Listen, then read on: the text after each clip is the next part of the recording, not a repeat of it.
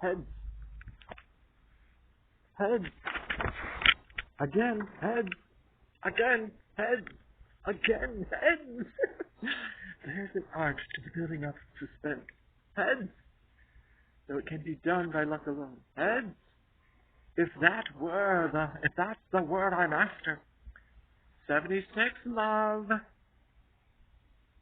Heads. A weaker man might be moved to re-examine his fate, if in nothing else, at least in the law of probability. Heads. The law of probability, it has been oddly asserted, is something to do with the proposition that if six monkeys were... Game? Were they? Are you? Game? The law of averages, if I have got this right, means that if 6 monkeys were thrown up in the air for long enough, they would land on their tails about as often as they would land on heads, which even at first glance does not strike one as particularly rewarding speculation in either sense, even without the monkeys. I mean, you wouldn't bet on it. I mean, I would, but you wouldn't. Heads. Would you? Heads. Heads. Getting a bit of a bore, isn't it? A bore. Well, what about the suspense? What suspense? Must be the law of diminishing returns. I feel the spell about to be broken. Well, it wasn't even chance. If my calculations are correct, 85 in a row, beaten the record. Don't be absurd. Easily. Is that it then? Is that all? What? A new record? Is that as far as you are prepared to go? Well, no questions? Not even a pause? You spun them yourself. Not a flicker of doubt. Well, I won, didn't I? And if you'd lost, if they'd come down against you 85 times, one after another, just like that? 85 in a row? Tails? Yes. What would you think? Well, I'd have a good look at your coins for a start. I'm relieved. At least we can still count on self-interest as a predictable factor. I suppose it's the last to go. Your capacity for trust made me wonder if perhaps you alone. Touch. We have been spinning coins together since... This is not the first time we have spun coins. Oh, no. We've been spinning coins for as long as I remember. How long is that? I forget. Mind you, 85 times. Yes? It'll take some beating, I imagine. Is that what you imagine? Is that it? No fear? Fear? Fear. The crack that might flood your brain with light. Heads. I'm afraid, so am I. I'm afraid it isn't your day. I'm afraid it is. 89. It must be indicative of something besides the redistribution of wealth. List of possible explanations. 1, I'm willing it.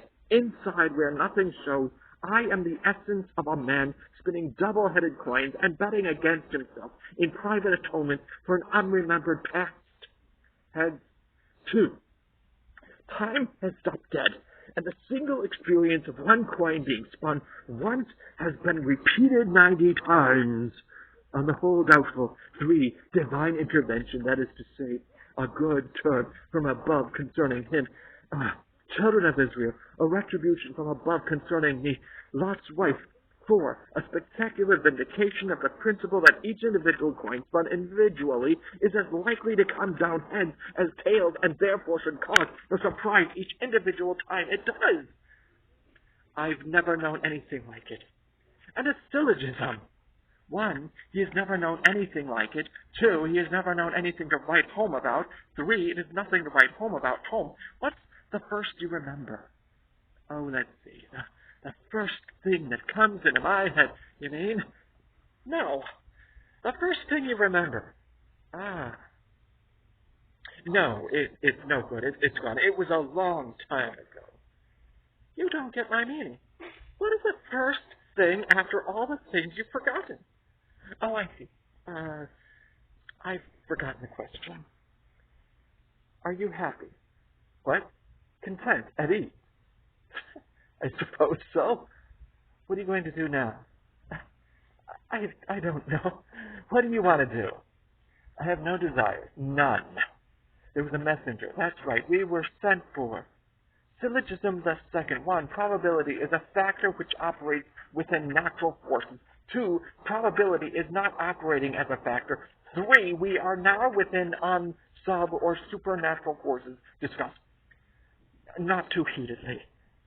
I'm sorry. What's the matter with you? The scientific approach to the examination of phenomena is a defense against the pure emotion of fear. Keep tight hold and continue while there's time.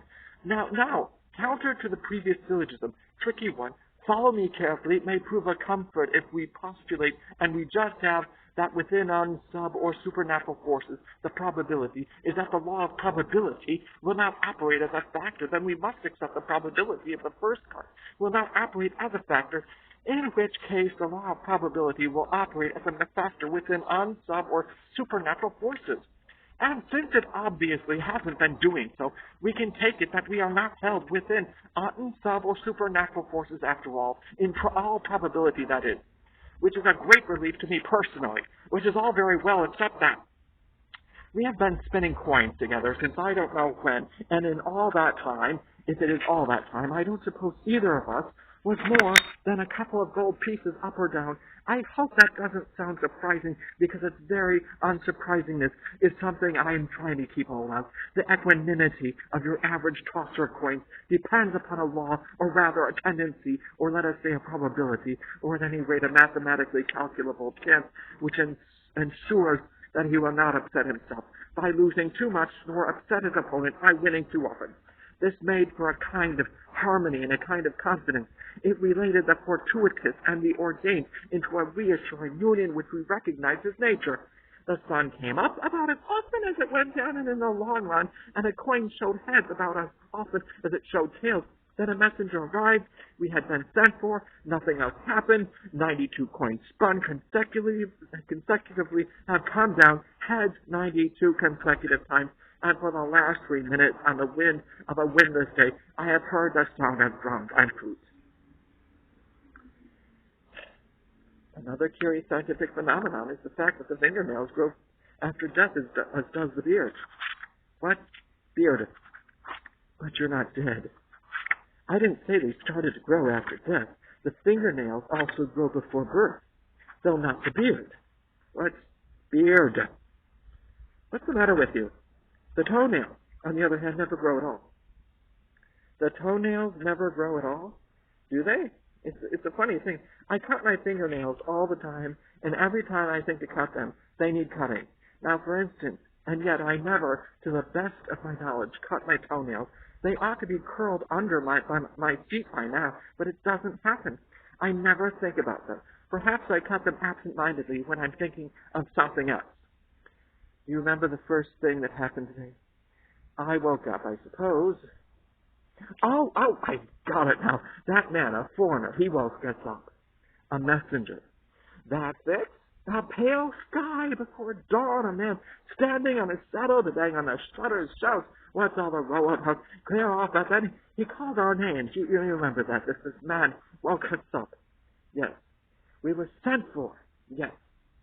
That's why we're here, traveling. Yes. It was urgent, a matter of extreme urgency, a royal summons, his very words, official business and no questions asked. Lights in the stable yard, saddled up in North Headlong, and hot foot across the land, our guides outstripped in breakneck pursuit of our duty, fearful lest we come too late. Too late.